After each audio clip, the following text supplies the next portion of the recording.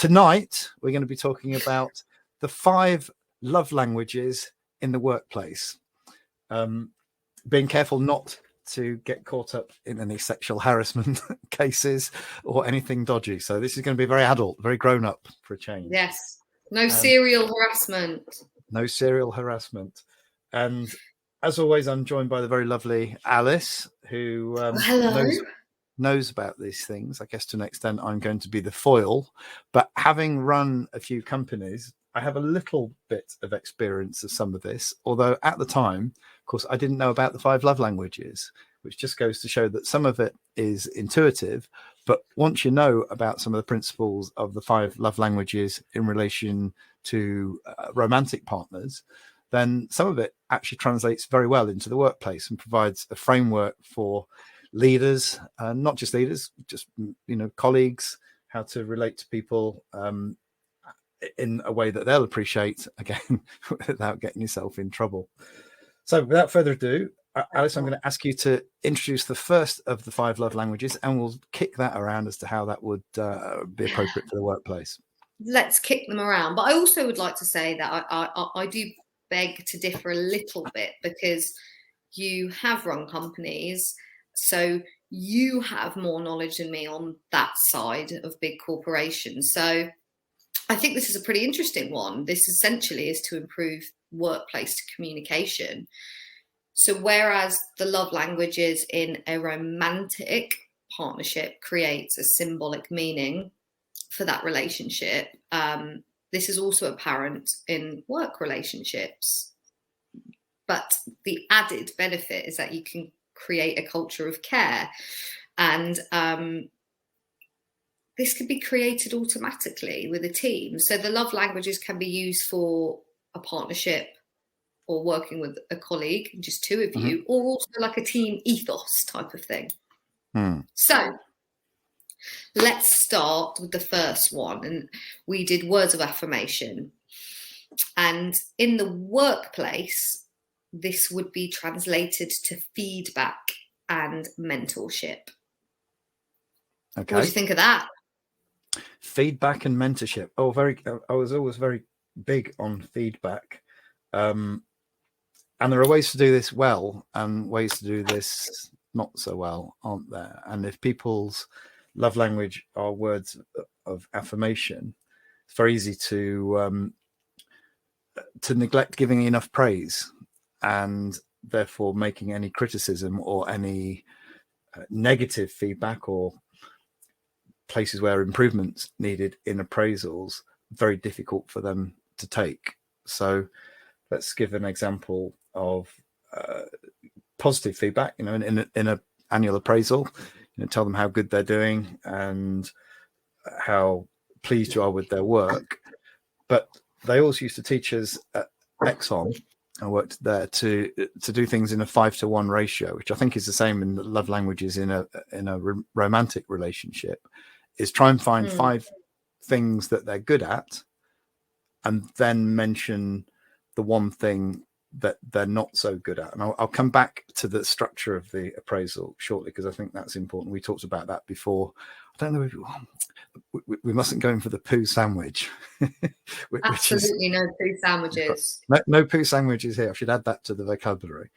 But the 5 thing, a 5-to-1 ratio. So particularly when people are junior and they're joining the organization, or they're new to the organization, it can be very intimidating if there are people that have been there longer than them, more senior than them, with more power than them, and often older and more experienced than them. So you have to, particularly if you've got new hires, you've got to be very, very complimentary and always go for the 5-to-1 ratio of praise to, I wouldn't say criticism, but feedback that needs improvement on their part. And another good tip is to use the words yes and rather than yes but, which I'm a big believer in that. So if people say something, even if it's not right, if you say yes and then perhaps gently correct them or put your point of view forward, then that doesn't negate what they've just said and means that they're likely to want to participate in future rather than just shut down. So I guess what also you're saying is the but part of it can shut down the part before, whereas the and is like a follow-on. The but, certainly in Western culture, can have a negative connotation. That's interesting. And I also think that individuals with the love languages, words of affirmation, in the workplace would need verbal direction. It is words and language verbally that these individuals respond to. So praise and encouragement would be implemented here. And did you find that some people responded better in the workplace to verbal praise than others?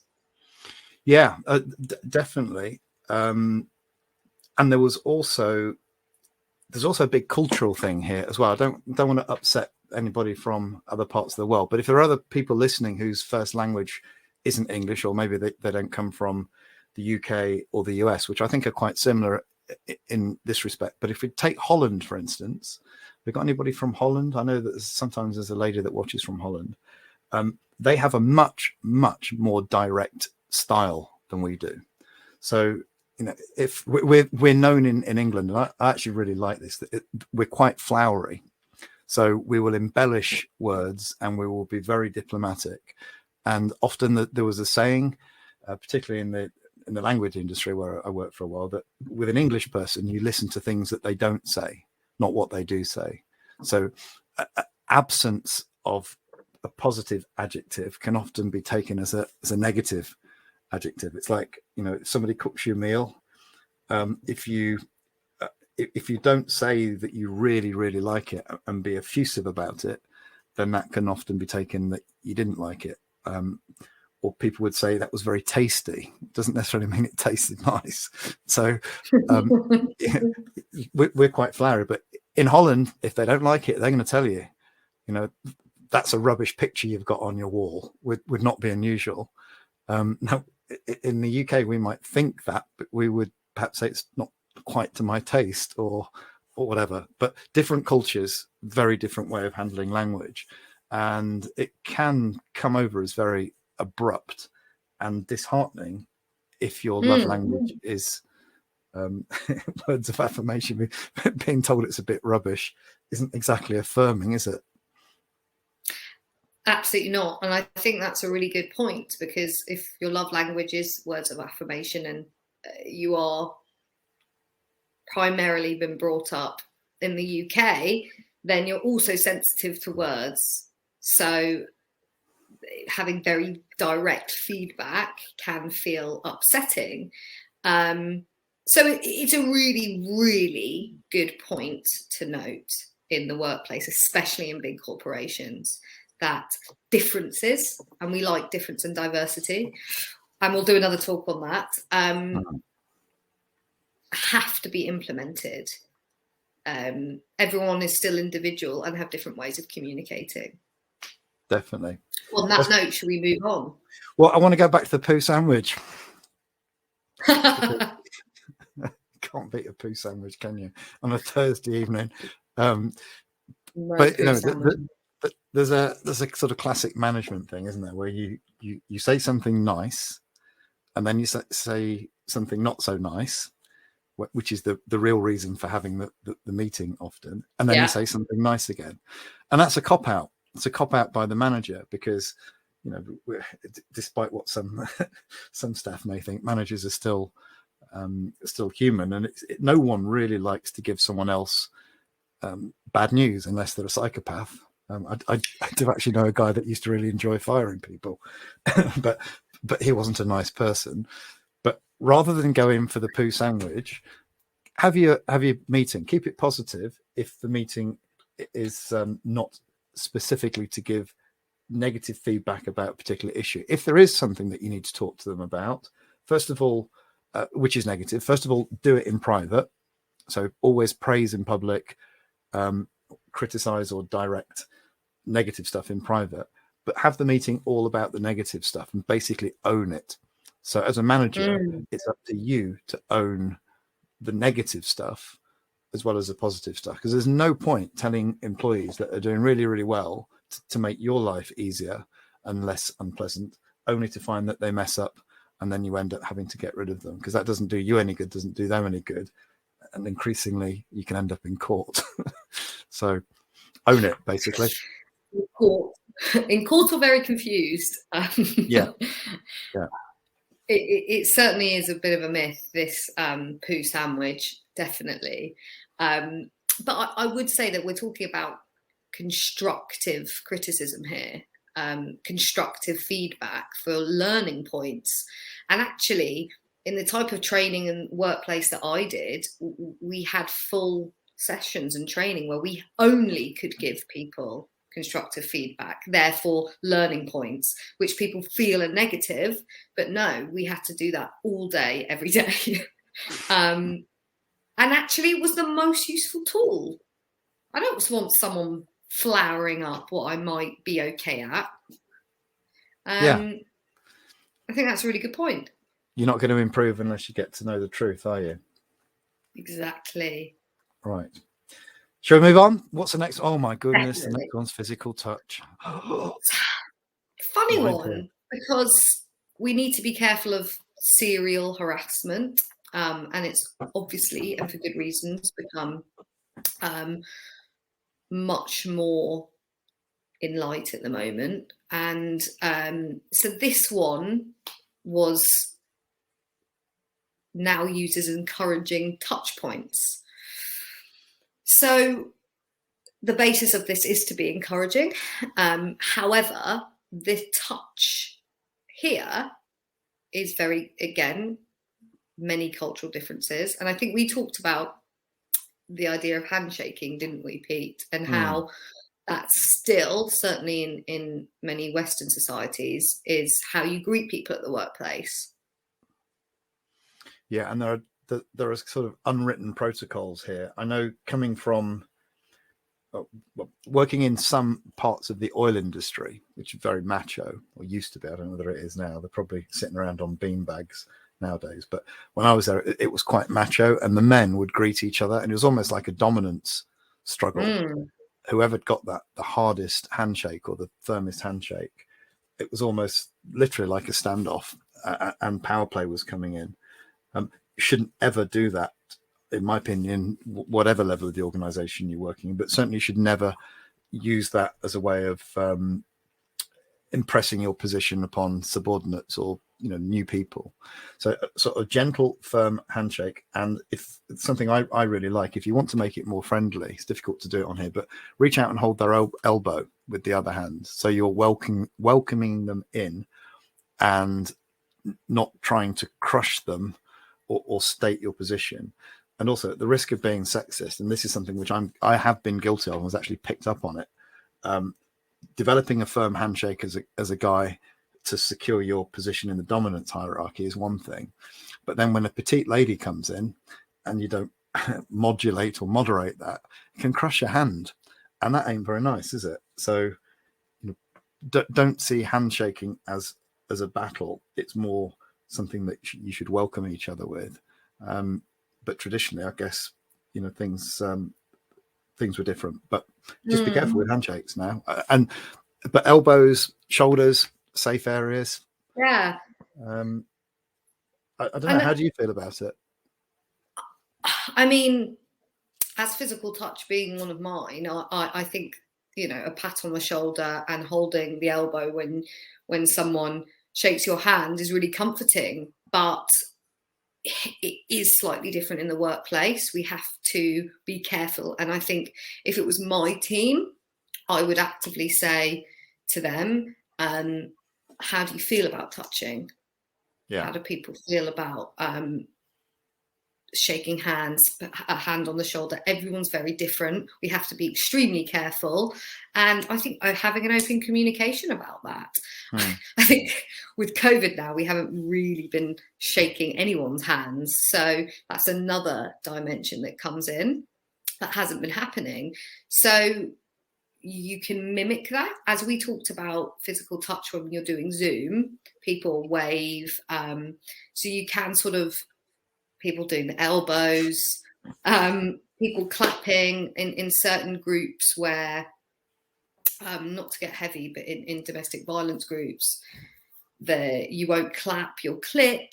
So I think it's really communicating and asking people and your team what feels appropriate for them. And I think you'll know pretty quickly if someone's love language is physical touch. What do you mean by clicking, by the way? Like instead of clapping. Oh, okay. Because it's less threatening. Yeah. It's really interesting, this. I mean, and it, again, it does vary by culture. Having worked over in South America and Spain, a hug, you know, you're seen as standoffish if you don't hug. I mean, some parts of South America, even men would kiss each other, and the same in some parts of Eastern Europe. But you've really got to get this right. You never ever do that in Japan, otherwise, you know, it's just so rude to invade personal space. Yet, you know, people happily, well, certainly in Tokyo, people will be pushed onto the tube train by, you know, guys in white gloves. So everything's all contextual. But if you get it wrong, you either look like you're really standoffish and cold and aloof, or you look like a predator. It's ever so difficult to get it right. So open communication, I guess. Definitely. And I think that's the key theme with this, is to ask questions to find out what the love language is. Are we happy to find out the next one? Happy to move on? Yeah, I think the next one is quality time. A very favorite one of mine in the workplace. And this would transfer to workplace bonding. Yes. And I think a lot of this bonding can also be with outside of the workplace. And we'll come back to that. Also inside, you know, having those scheduled meetings, having that placed in, having checks, having time for whether it's just a partnership in the workplace or making time for your team, making time, asking a boss to have more time. But certainly the bonding side of stuff, I think, is really essential in the workplace. Yeah. I know that people do sort of work do's and things, but even coffee mornings to catch up, I think, are really useful. Yeah, we used to do things like lunches every now and again in the office. Christmas, oh God, I used to hate Christmas dinner. Go out, go out and pay for everybody's meal. Get them pissed whilst they moan about everything. Oh, that's one thing I don't miss. Come out. That's one thing. People, yes, we. Yeah, sometimes people bond a little. People bond a bit too much at Christmas parties, don't they? But no, making time for people. And I made a few notes before here. One of the things I did this at Exxon, done it at various other companies, but also went around my own companies. Occasionally, just take the staff out for a walk. So take individually, not a whole crowd wandering around the park, you know, with the little flags and stuff. But just take people out, go and have a walk, go and have a chat, and get away from the office, and level the power dynamic so that you're both a couple of people wandering around the park, not subordinate in office or boss on stage or whatever else. I think a lot of this is about leveling, isn't it? I think it's probably getting better now than it used to be. Things are much less hierarchical. And I think the time spent or the walk that you would offer or give to someone else would mean you care to someone who love language or work communication language is quality time. That would mean a lot. Yeah. And it's valuable. It's sometimes difficult, particularly in small companies where everybody's busy. It's difficult to waste, in inverted commas, an hour or half an hour going out, but it does pay dividends. But it needs to be thought about as part of the job as opposed to an inconvenience which is imposed upon both management and staff. It shouldn't be. You shouldn't go through the process. You should engage with it. Yeah, and I think this can be hard when you have a job as, I don't know, you're working in a hospital and it's really, really hectic and it's not as structured, and you might be working with different people, so it would take even more planning and selecting, I don't know, even 5 minutes just before or after a shift to people. It doesn't necessarily have to be hugely long. So it does differ depending on the environment. Definitely. And you're right, it doesn't have to be long. It doesn't have to be long, doesn't have to be formal. 20 minutes over coffee is 20 minutes well spent, because you're going to have the coffee anyway. So why not do it and spend some time together and turn the phones off? Millennial, Lovely. turn your phone off. Quality time, honestly, these things. So next one. Receiving gifts. And this would transfer to opportunities in the workplace. What opportunities can be given? I.e., if it's a performance-led corporation or company that you work in, then it would be rewards, whether that's bonuses or moving up in promotions. I think that's the most obvious one to look at, but it could also be opportunities to learn new skills. So in the well-being space, that there's not a competition of how many people you make well. That would be awful. So what new skills can be offered to people in the company? What can I learn? What can they learn? What can we learn together? So that it can translate across different sectors, certainly. Yes, we can give them the gift of the opportunity to find another job. At least pay for career advice. Yeah. But we're talking about bonuses and things as well, aren't we? I mean, at its least abstract, it's like if everybody does well, then everybody gets a bonus. It doesn't have to be money, could be, although that was usually the most appreciated bonus. But it could be, I don't know, what do they call them nowadays? Duvet days, days off, go bowling. I don't know. So there's a point system. If you do this much work, you could have a duvet day. Yeah. I think we've had enough of them, but who knows? Double it and it's spearmint rhino. Maybe everyone at the beginning should write down what they value, in their point system, and in spearmint rhino, duvet days, bowling could come up. Exactly. I think, I can't remember the details now, but one of the things we used to do was have individual targets where people would get a bonus for themselves, and then group targets where if everybody did it, everybody got a share of the bonus. I can't remember how it happened now, but you kind of want competition, but collaboration, and nobody walking away feeling victimized or demotivated. So ever so hard to make this sort of thing work. I've always been lucky in that my teams have always been on side, and I wouldn't say always enthusiastically participated, but have never felt that that they were doing stuff that they didn't want to do. But in some more competitive industries like banking, I guess the gift is you quite literally get to keep your job, because many firms get rid of the bottom quartile, don't they? And that's not so good. Yeah. And I think that's a bit of a kind of backhanded gift, though. So that would be difficult. I would argue that some more opportunities would need to kind of be thought out there. Mm-hmm. Yeah. All for opportunities. Yeah, for sure. But again, comes back to what we've been saying all along. Ask what people want.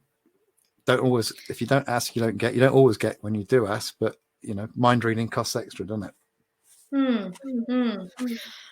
I certainly think that it would be useful, if you haven't worked out what love language you are, to have a look and find out, and maybe even in workplaces incorporate what style people could be, and having some one-to-one meetings around that and how they could best be supported, which kind of comes into acts of service. Maybe that should be part of the interview process, or part of the written form. Yeah. All right. So last, but by no means least, acts of service. Yes, the support. We had a giggle about this when we were doing it in the relationship stuff for now. But in a work context, what does this translate into? It translates into support, supporting someone. The obvious are the scheduled progress reports for people and updates, but I think more importantly, the different learning styles that people have, and people being able to cater for that, almost holistically structure things for your needs, whether that's more time on admin, a different way. Learning styles are all very different, so changing structures. Everyone has different learning needs, and sometimes that can come with support, but also asking people, what do you need help with? If it's your team, how could I help you? If it's individual work, I think again this highlights the communication aspect of improving workplace. And you have to be careful how you communicate that as well, because if someone's love language is words of affirmation, and you mention that they may have special needs that need to be addressed, that might come over as negative. So how do you assess what special needs people have without putting them down? Well, normally someone, if it's sort of academically, people will know if they have some sort of dyslexia. I'm dyslexic, and there has been more time or different structures given to me, and I think that's really important. It could be that you have someone's a single mother or a single father, and they need a bit of lenience on time. I think whatever these individual needs are, and we all have different areas of support, or it might come up at some point, to be able to communicate that, and that's another live, how to communicate our needs, and asking people. I often think what's forgotten is the boss as well. The boss also needs support. And I wonder how many people asked you that question, Pete. What do you need? To be honest, my teams in the smaller companies that I've ran have been brilliant, I have to say, to the point where they still contact me. I mean, years later, I still get calls to see if I'm okay and good support. But I've been very lucky. I think in some of the bigger companies that I've worked in, both as a manager and also as a contractor project manager, far more aggressive and competitive. And I think this can often be a problem, is that if people see that you have needs, then if their motives are not clear, they can exploit that, can't they? I mean, you mentioned, dyslexia, for instance. I'm not great at spelling, and I've made spelling errors and had people ridicule me for it, but I'm pretty good at other things. And I think it's a question of being supportive and helping people, recognizing their talents perhaps, and not focusing in on their shortcomings or their areas for growth. But I've been very lucky, I have to say, and talking to other people, probably luckier than I realized at the time. So perhaps I should have been better in many ways. But no, you live and learn, don't you? Well, I think, of course, you learn as you go along, but I think workplace environments are being looked at a lot more now, and being able to communicate effectively and create not only the relationship between two people, but the relationship in a team, and how to improve that. So this is why I really like how the love languages transfer into the workplace. And I know we could go on for ages and ages, but we've been going for 30 minutes. We have. And I think our love languages are beer and champagne and stuff like that. We shouldn't neglect our own needs, should we? Because our needs are just as important. So with that, unless you've got anything else you'd like to say, I reckon we should call it an evening, don't you? Yeah, do some workplace bonding. Definitely. Thank you very much for everybody's attention. And thank you. I don't know what we're going to talk about next week, but we'll find something. Any suggestions, drop it in the comments, and keep it clean. It's a family show. All right. Bye. Lots of love. Bye for now. Bye-bye.